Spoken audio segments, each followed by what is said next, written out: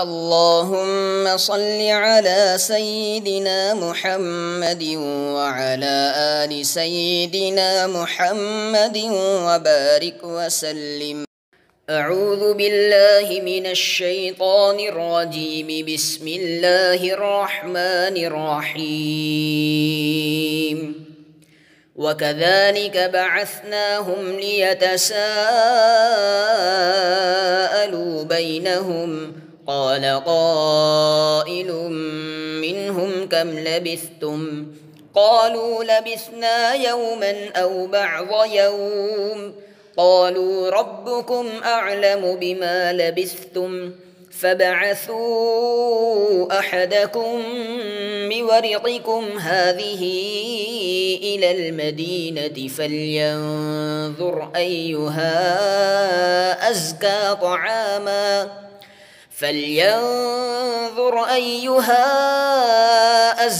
طعاما فليأتكم برزق منه وليتلطف ولا يشعرن بكم أحدا إنهم إن يظهروا عليكم يرجموكم أو يعيدوكم في ملتهم ولن تفلحوا إذن أبدا.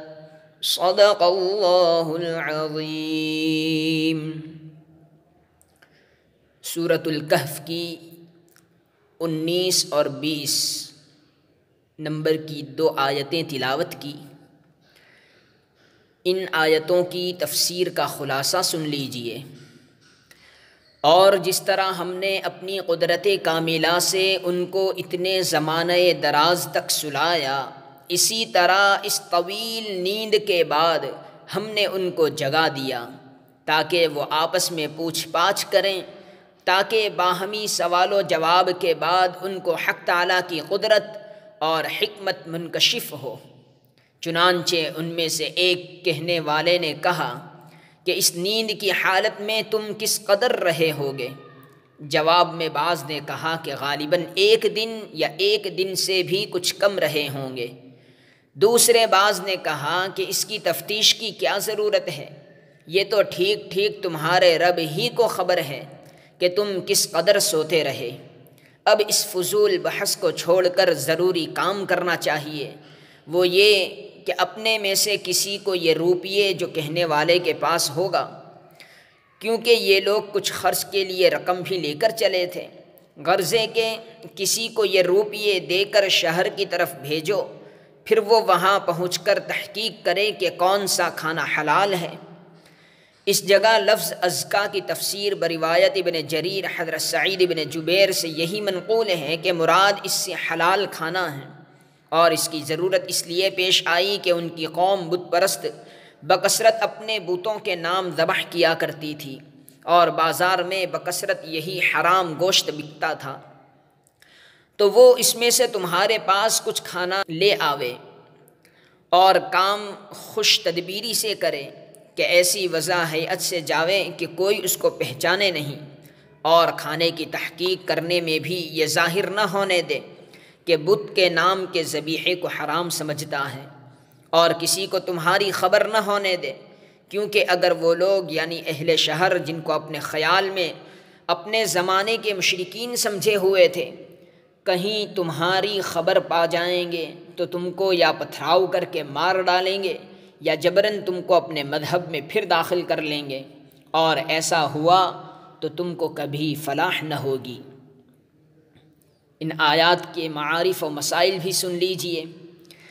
کذالک یہ لفظ تشبیہ و تمثیل کے لیے ہے. مراد اس جگہ 2 واقعوں کی باہم تشبیہ بیان کرنا ہے. ایک واقعہ اصحاب کہف کی طویل نیند اور زمانہ دراز تک سوتے رہنے کا ہے، جس کا ذکر شروع قصے میں آیا ہے فَضَرَبْنَا عَلَىٰ آذَانِهِمْ فِي الْكَهْفِ سِنِينَ عَدَدًا. دوسرا واقعہ اس زمانہ دراز کی نیند کے بعد صحیح سالم اور باوجود غذا نہ پہنچنے کے قوی اور تندرست اٹھنے اور بیدار ہونے کا ہے. یہ دونوں اللہ تعالیٰ کی آیات قدرت ہونے میں متماثل ہیں.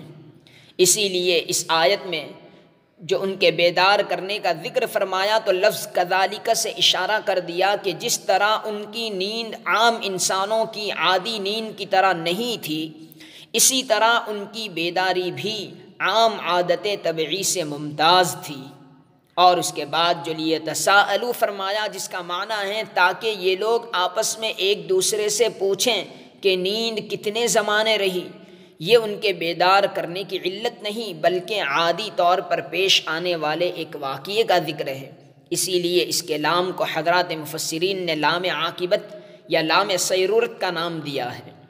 خلاصہ یہ ہے کہ جس طرح ان کی لمبی نیند ایک نشانی قدرت کی تھی، اسی طرح سینکڑوں سال کے بعد بغیر کسی غذا کے قوی تندرست بیدار ہو کر بیٹھ جانا بھی قدرت کاملہ کی نشانی تھی۔ اور چونکہ قدرت کو یہ بھی منظور تھا کہ خود ان لوگوں پر بھی یہ حقیقت منکشف ہو جائے کہ سینکڑوں برس سوتے رہے، تو اس کی ابتدا باہمی سوالات سے ہوئی اور انتہا اس واقعے سے ہوئی جس کا ذکر اگلی آیت میں وَكَذَلِكَ أَعْثَرْنَا میں آیا ہے کہ شہر کے لوگوں پر ان کا راز کھل گیا اور تعیین مدت میں اختلاف کے باوجود زمانہ دراز تک غار میں سوتے رہنے کا سب کو یقین ہو گیا۔ قال قائل منہم، شروع قصے میں جو بات اجمالاً کہی گئی تھی کہ غار میں رہنے کی مدت کے متعلق باہم اختلاف رائے ہوا، ان میں سے ایک جماعت کا قول صحیح تھا۔ یہ اس کی تفصیل ہے کہ اصحاب کہف میں سے ایک شخص نے سوال اٹھایا کہ تم کتنا سوئے ہو؟ تو بعض نے جواب دیا کہ ایک دن یا دن کا ایک حصہ، کیونکہ یہ لوگ صبح کے وقت غار میں داخل ہوئے تھے اور بیدار ہونے کا وقت شام کا وقت تھا، اس لیے خیال یہ ہوا کہ یہ وہی دن ہے جس میں ہم غار میں داخل ہوئے تھے اور سونے کی مدت تقریباً ایک دن ہے۔ مگر انہی میں سے دوسرے لوگوں کو کچھ یہ احساس ہوا کہ شاید یہ وہ دن نہیں ہے جس میں داخل ہوئے تھے، پھر معلوم نہیں کتنے دن ہو گئے، اس لیے اس کے علم کو حوالہ بخدا کر دیا، اللہ کے حوالے کر دیا۔ قالوا ربکم اعلم بما لبثتم، اور اس بحث کو غیر ضروری سمجھ کر اصل کام کی طرف توجہ دلائی کہ شہر سے کچھ کھانا لانے کے لیے ایک آدمی کو بھیج دیا جائے۔ الی المدینۃ، اس لفظ سے اتنا تو ثابت ہوا کہ غار کے قریب بڑا شہر تھا جہاں یہ لوگ رہتے تھے۔ اس شہر کے نام کے متعلق ابو حیان نے تفسیر بحر محیط میں فرمایا کہ جس زمانے میں اصحاب کہف یہاں سے نکلے تھے اس وقت اس شہر کا نام افسوس تھا اور اب اس کا نام ترسوس ہے۔ قرطبی نے اپنی تفسیر میں فرمایا کہ بت پرستوں کے اس شہر پر غلبہ اور جاہلیت کے زمانے میں اس کا نام افسوس تھا، جب اس زمانے کے مسلمان یعنی مسیحی اس پر غالب آئے تو اس کا نام ترسوس رکھ دیا۔ بِوَرِقِكُمْ سے معلوم ہوا کہ یہ حضرات غار میں آنے کے وقت اپنے ساتھ کچھ رقم روپیے پیسے بھی لائے تھے۔ اس سے معلوم ہوا کہ ضروری نفقے کا اہتمام کرنا زہد و توکل کے خلاف نہیں۔